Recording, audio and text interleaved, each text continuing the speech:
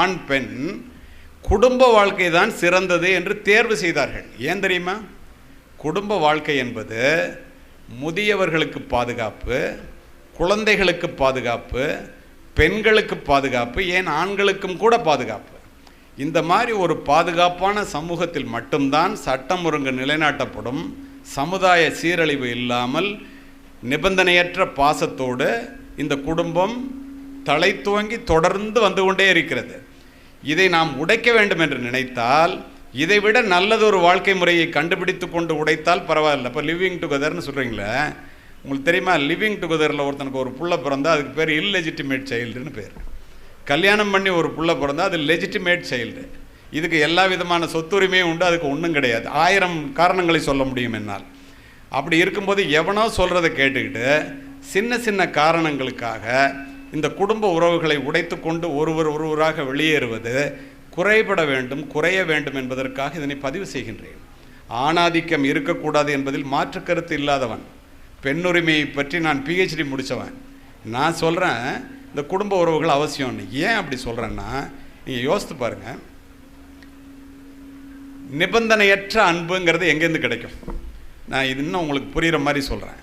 இந்த குடும்ப உறவுகளை உடைத்து கொண்டு வெளியேறியவர்கள் தன்னுடைய வாழ்க்கையே கேள்விக்குறியாகி, தன் பிள்ளையினுடைய எதிர்காலமே கேள்விக்குறியாகி, மறுமணம் என்ற ஒரு வட்டத்திற்குள் நுழைய நினைத்து அதுவே நெருப்பு வட்டமாக மாறி வானலிக்கு தப்பி அடுப்பில் விழுந்த கதையாக, கண்ணீரும் கம்பளையுமாக காவல் நிலையத்தில் இடம் வந்த பல பேரை நான் அறிவேன், காவல்துறை உயர் அதிகாரியாக.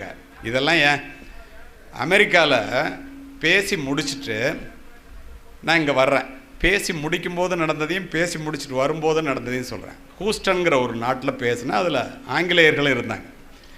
அப்போது ஒரு வெள்ளை அமெரிக்க தாய், தமிழில் சொல்கிறேன், அவங்க ஆங்கிலத்தில் கேட்டதை எழுந்து என்கிட்ட கேட்டாங்க.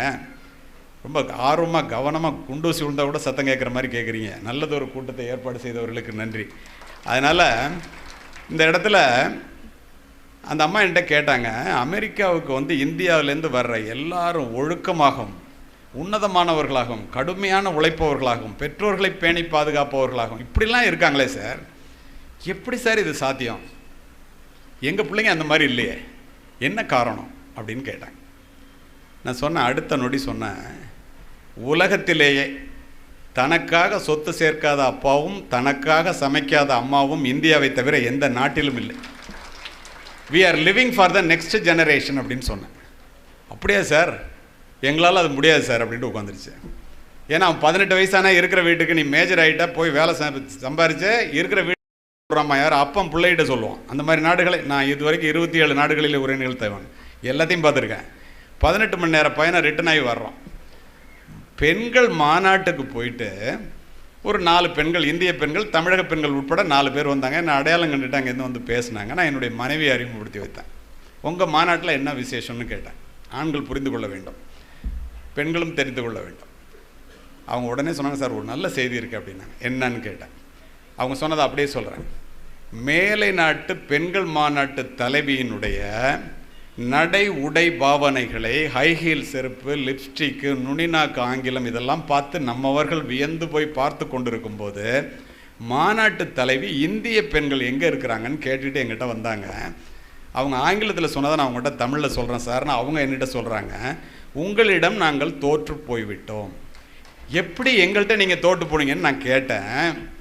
உலகமே போற்றுகின்ற ஒருவனுக்கு ஒருத்தி என்ற உடன்பாட்டை நாங்கள் உடைத்து விட்டோம், நீங்கள் உடைக்கவில்லை. நிபந்தனையற்ற அன்பு இன்றி மனநலம் நோயாளிகளாக மாறி மருத்துவர்களிடம் செல்கின்ற அமெரிக்கர்களினுடைய எண்ணிக்கை அதிகமாகிவிட்டது. உங்களுக்கு எனது பாராட்டுகள்னு சொன்னாங்க சார். யோசித்து பாருங்கள், எத்துணை உண்மை. கண்ணதாசன் தான் இங்கேயும் கூப்பிடணும். பொய்யான சில பேருக்கு புது நாகரீகம், புரியாத பல பேருக்கு இது நாகரீகம், முறையாக வாழ்வோர்க்கு எது நாகரீகம், முன்னோர்கள் சொன்னார்கள் அது நாகரீகம். முன்னோர்கள் என்ன சொன்னாங்க? ஒருவனுக்கு ஒருத்தின்னு சொன்னாங்க. இதுதான் வாழ்க்கை. அப்போது குடும்பங்கிறதுல இருந்துங்க, பிரச்சனை இல்லாத குடும்பம் உலகத்தில் கிடையாது. பிரச்சனை இருக்கும், ஆனால் குடும்பத்தில் பிரச்சனை வரும்போது கடைசி வார்த்தை என்னுடையதாக இருக்க வேண்டும் என்று மனைவியும், கடைசி வார்த்தை தன்னுடையதாக இருக்க வேண்டும் என்று கணவனும் நினைத்தால், வார்த்தைகளால் வாழ்க்கை இழந்தவர்கள் வானத்து நட்சத்திரங்களைப் போல என்று அது முடிவே இல்லாமல் போய்விடும். அப்போ என்ன செய்யணும்? கணவன் மனைவியிடம் தோற்க வேண்டும், மனைவி கணவனிடம் தோற்க வேண்டும். அப்போதுதான் குடும்பம் ஜெயிக்கும். நம்முடைய எண்ணம் குடும்பம் ஜெயிக்க வேண்டும் என்பது தானே ஒழிய நம்மில் யார் ஜெயிப்பார்கள் என்பது அல்ல. அந்த காலத்திலையும் பிரச்சனை இருந்துச்சு. இலக்கியத்தில் எல்லாம் பெரியவங்களா இருக்கிறீங்க, அருமையான பதிவு ஒன்றை சொல்கிறேன், நீங்களே புரிஞ்சுக்கணும். கணவன் மனைவிக்குள்ளே சண்டை, விவசாய குடும்பம்.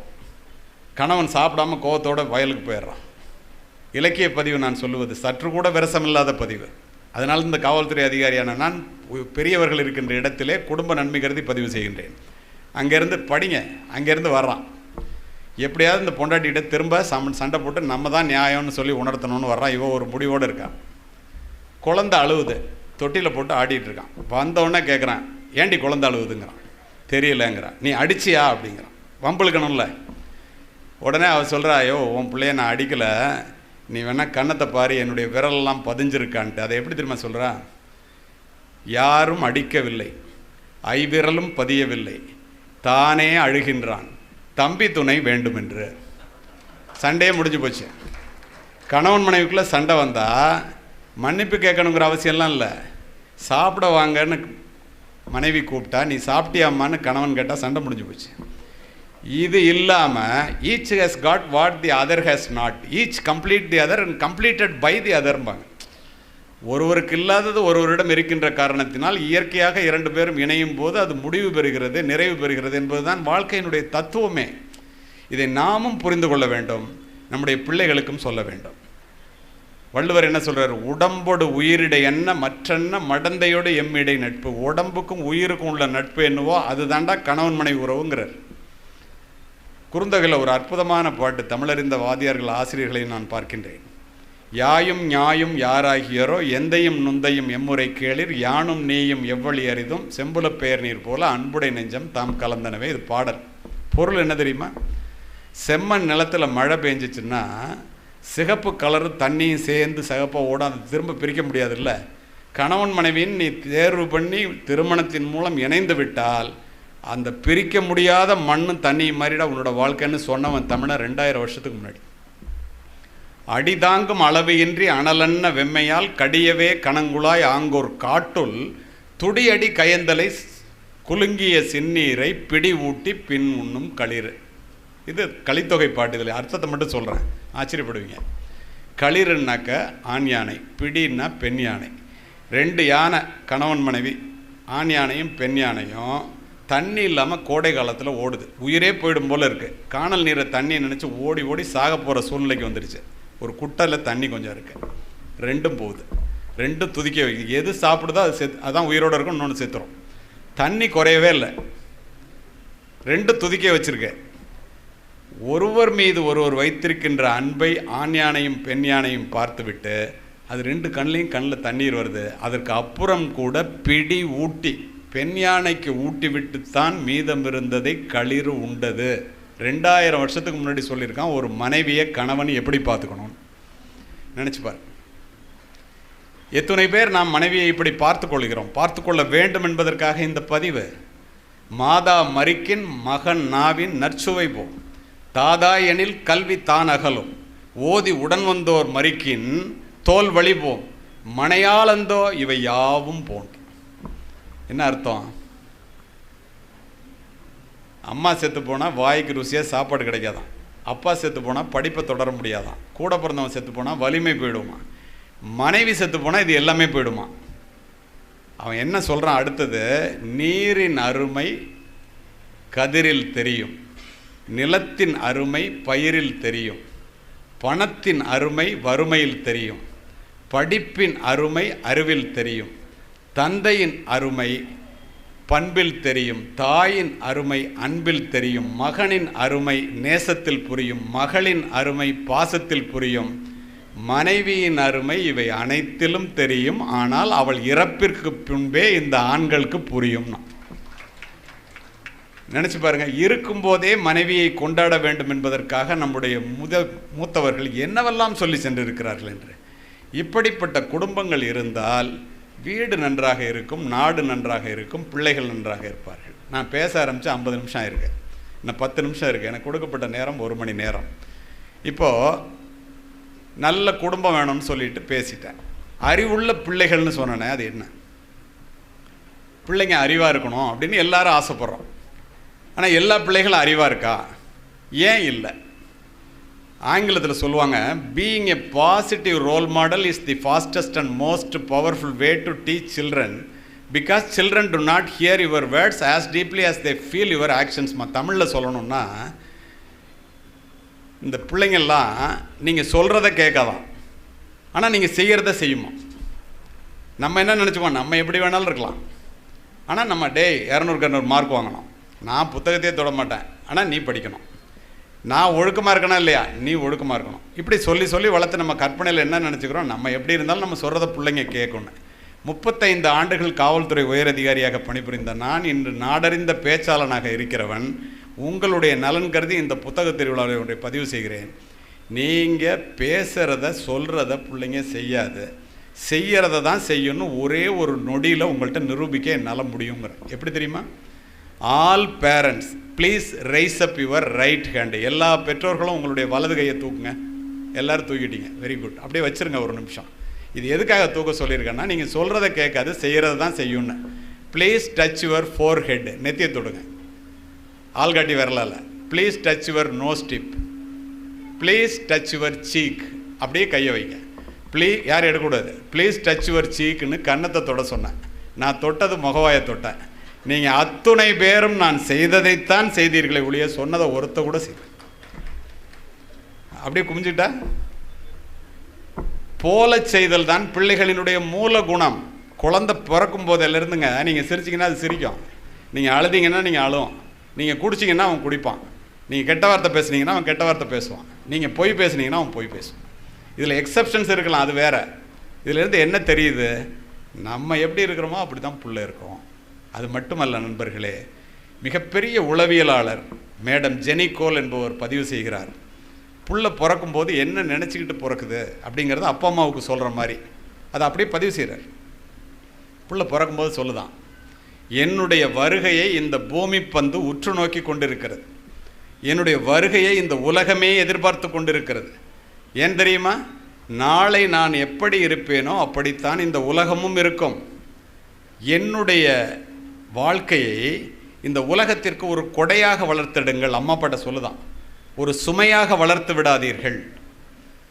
நாகரிகம் ஊஞ்சலாடுகின்ற இந்த காலகட்டத்திலே என்னை ஒழுக்கமாக வளர்த்தெடுக்க வேண்டியது உங்களுடைய கடமை. ஏனென்றால் என்னுடைய விதி உங்கள் கையில் இருக்கிறதுங்க தான். அது ஏன் அப்படி சொல்லுதுங்கிறத சொல்கிறேன் பாருங்கள், அதான் முக்கியம். உங்களிடத்தில் நான் வந்து பிறக்க வேண்டும் என்று உங்களை ஒருபோதும் நான் கேட்டதில்லை. பிள்ளை வரம் கேட்டவர்கள் நீங்கள். உங்களுடைய குலம் தலைப்பதற்காக, உங்களுடைய மகிழ்ச்சிக்காக, உங்களுடைய குடும்ப பெருமைக்காக, பெற்றோர்களாக மாற வேண்டும் என்பதற்காக நீ பிள்ளைய பெத்தன்னா என்னை ஒழுங்காக வளர்க்க வேண்டியது உன் வேலைடான்னு சொல்லுதான் புள்ள. உண்மையிலே யோசிச்சு பாருங்க. அப்போது இதை தான் சொல்கிறாங்க எல்லாருமே, ஈன்று புறந்தறுதல் எந்தலை கடனே, சான்றோனாக்குதல் தந்தைக்கு கடனே. பெற்று கொடுப்பது தாயோட வேலையாம், அவனை பெரியவனாக்குறது அப்பாவோட வேலையாம். நம்ம என்ன நினைக்கிறோம், எல்லாமே அம்மாவோட வேலை. அது மட்டும் இல்லை, தந்தை மகற்காற்றும் நன்றி அவையத்து முந்தி இருப்ப செயல்கிறார் வள்ளுவர். உதவின்னு சொல்லுங்க, நன்றின்னு சொல்கிறாரு. கவனிங்க பாருங்க. நான் அப்படி பண்ணேன், என் பிள்ளைய வளர்க்குறதுக்கு இப்படி தியாகம் பண்ணேங்கிறியா, அதெல்லாம் தியாகம் இல்லடா, பெற்றது நீனு, அவனை ஒழுங்காக வளர்க்குறது நீ அவனுக்கு செய்கிற நன்றி. பெற்றோர்கள் என்ற பெருமையை உனக்கு கொடுத்தது நன்றி. அதே பிள்ளைக்கு சொல்கிறார் பாருங்க, பிள்ளை பெற்றோர்களுக்கு ஆற்றுகின்ற உதவி இவன் தந்தை என்னோற்றான் கொள் எனும் சொல்லுன்னு முடிச்சிட்டார். இப்போ இதுலேருந்து என்ன தெரியுது, புறப்படும் போது எல்லா காற்றும் பூங்காற்றே, அது புயலாக மாறுவதும் தென்றலாக வீசுவதும் சூழ்நிலையை பொறுத்ததே. அந்த சூழ்நிலையை உருவாக்கி கொடுப்பவர்கள் பெற்றோர்களாகிய நீங்கள் தான். ஒரு சாதாரண நரேந்திரனை விவேகானந்தராக மாற்றியது என்னுடைய தாய் என்று சொல்லுகிறார் விவேகானந்தர். எழுதுகிறார், எந்த குழந்தையும் நல்ல குழந்தை தான் மண்ணில் பிறக்கையிலே, அது நல்லவராதவும் தீயவராவதும் அன்னை வளர்ப்பினில்லைன்னு சொல்லிட்டு போயிட்டான். அம்மாவையும் விட்டு வைக்கல. அப்போது ஒரு சாதாரண மோகன்தாஸை மகாத்மாவாக மாற்றியது என்னுடைய தாய் என்று மகாத்மா எழுதுகிறார் சத்தியசோதனை புத்தகத்திலே. ஒரு சாதாரண சிவாஜியை சத்ரபதி சிவாஜியாக, வீர சிவாஜியாக மாற்றியது என்னுடைய தாய் என்று சிவாஜி பதிவு செய்கிறேன். ஏன் அவ்வளோ தூரம்? இதோ எரிகிறதை பிரபஞ்சத்தினுடைய பிரம்மாண்ட தேவையான மின்சார பல்பை கண்டுபிடித்த தாமஸ் ஆல்வா எடிசன் 4ஆம் வகுப்பு படிக்கும்போது ஆசிரியை ஒரு கடிதத்தை கொடுத்து இதை உங்கள் அம்மாட்ட மட்டும் கொண்டு போய் கொடு. படிச்சுட்டு அம்மா கதறி கதறி அழுகுறாங்க. ஏம்மா அழுகுற அப்படின்னு கேட்குறான். ஒன்றும் அறியாத சின்ன சிறுவன். ஒரு நொடி நிதானித்து அந்த தாய் சொல்கிறாள், நீ தான் உலகத்திலே புத்திசாலி பிள்ளையாம்பா, இந்த ஸ்கூலில் கொஞ்சம்தான் புத்தகம் இருக்கான், உன்னை நூலகத்துக்கு அழைச்சிட்டு போய் புத்தக திருவிழாவுக்கு வந்துருக்கீங்கல்ல, உன்னை நூலகத்துக்கு அழைச்சிட்டு போய் நிறைய புத்தகம் இருக்கிற இடத்துல படித்தா நீ பெரிய அறிவாளி ஆகிடுவான், வாத்தியார் கூட உனக்கு இங்கே சொல்லி தர்றதுக்கு அறிவு இல்லையா? அப்படியாம்மா அவ்வளோ புத்திசாலியா நான்ட்டு அன்னைக்கு போக ஆரம்பித்தவன் 27 வருஷம் நூலகத்துக்கு தினம் போகிறான். நூலகர் வந்து லேட் ஆகிடுச்சின்னு சொன்னால் என்னை உள்ளே வச்சு பூட்டிட்டு போயா காலையில் வந்து திறந்துக்கன்னு படித்தான். ஆயிரக்கணக்கான கண்டுபிடிப்புகளை கண்டுபிடித்தான். அம்மா செத்து போகிறாங்க. கிராமஃபோனில் ஆரம்பித்து பல்பு வரைக்கும் கண்டுபிடிச்சி உலகத்தை ஒளிமயமாக்கியவன் தாமஸ் ஆல்வா எடிசன் உங்களுக்கு தெரியும். அம்மா இறந்து போனோன்னா அம்மா ஞாபகமாக இருக்கேன்னு வீட்டை மாத்திரம். புத்தகத்திலேருந்து ஒரு கடிதம் கீழே விழுது. எடுத்து படித்த தாமஸ் ஆல்வா எடிசன் கதறி கதறி அழுகிறான். அது அவங்க டீச்சர் கொடுத்த லெட்டர். அதில் என்ன எழுதியிருக்குன்னா, உங்கள் பிள்ளை மூளை வளர்ச்சி இல்லாத பிள்ளை, இந்த பள்ளிக்கூடத்தில் படிக்க முடியாது, அவனை அழைத்து கொண்டு போய்விடுங்கள். ஆனால் அம்மா சொன்னது, உலகத்தில் நீ புத்திசாலிடா, நீ நூலகத்துக்கு போய் படித்தா அறிவாளியா. தாய் சொன்னதை அப்படியே ஒத்துக்கொண்ட அந்த மனதிலே பதித்து கொண்ட அந்த சிறுவன் அப்படியே செய்து காட்டினான். தான் டைரி எடுத்து என்ன எழுதுன்னு தெரியுமா?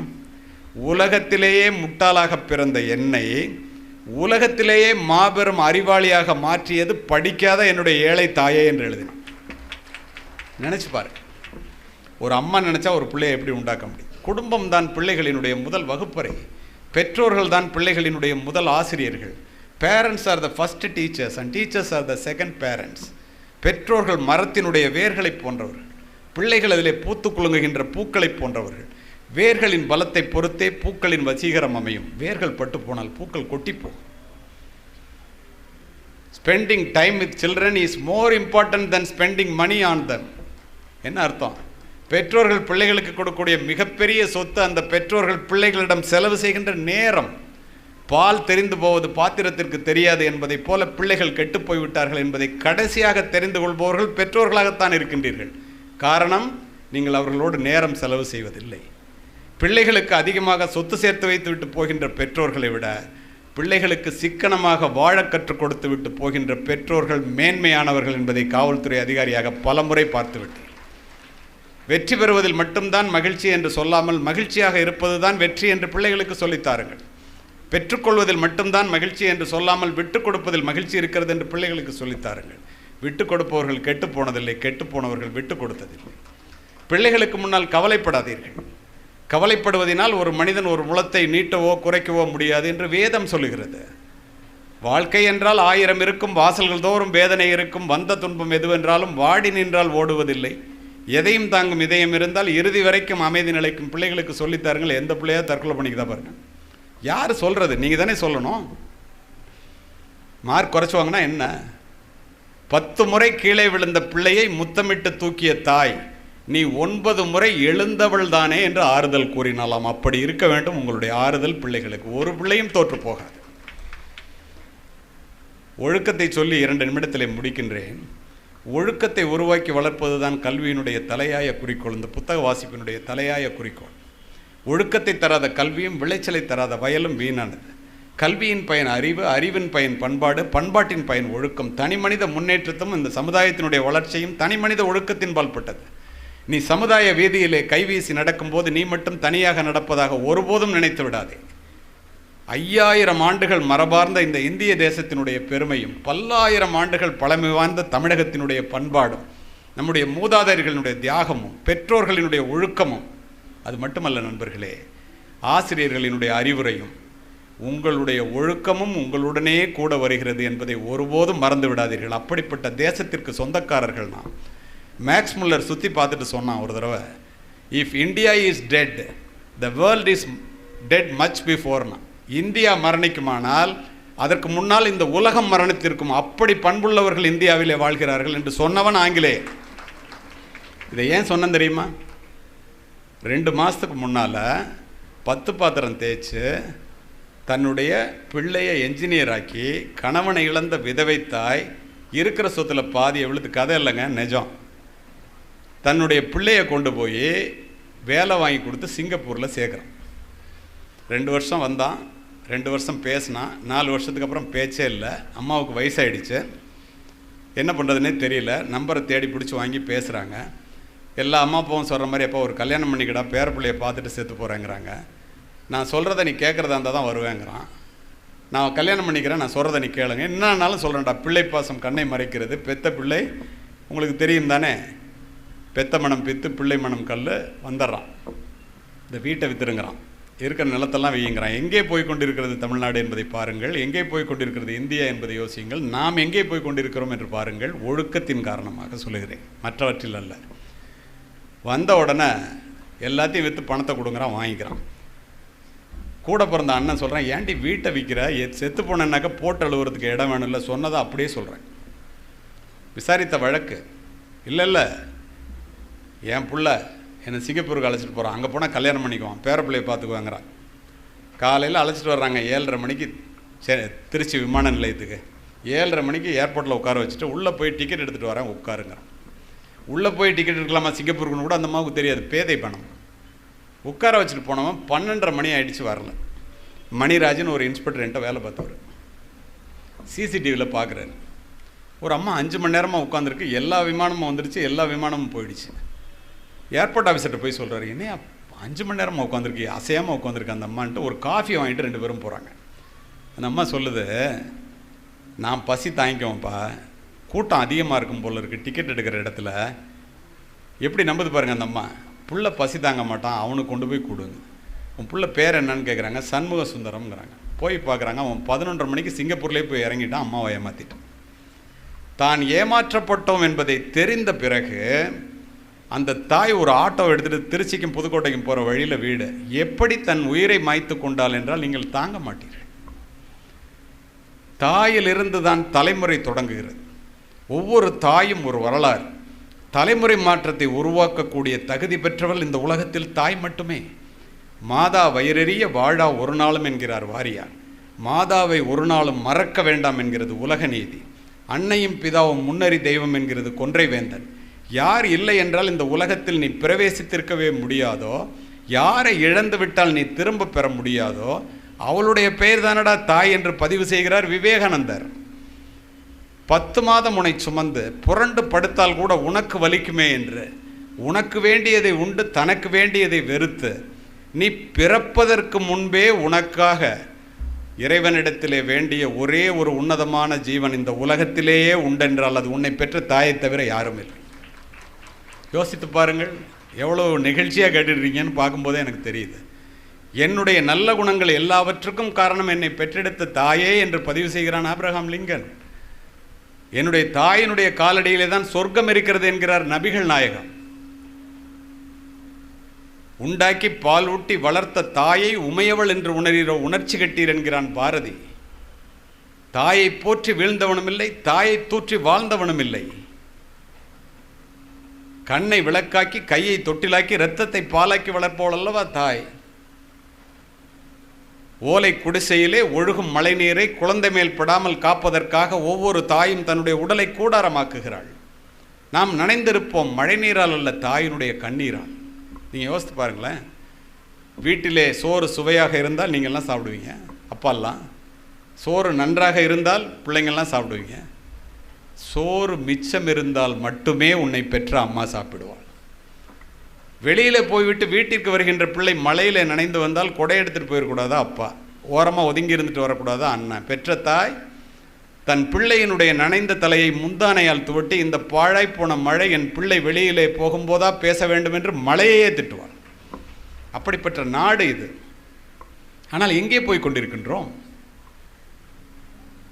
பூமிக்கு அடியிலே இருக்கின்ற நீரானது கிணற்றின் மூலம் முகம் காட்டுவதைப் போல, பசுவினுடைய உடலில் இருக்கின்ற பாலானது மடிக்காம்பின் மூலம் சுரப்பதைப் போல, இறைவன் ஒவ்வொரு வீட்டிலும் இருக்க முடியாது என்ற காரணத்தினால் தாயை படைத்தான்.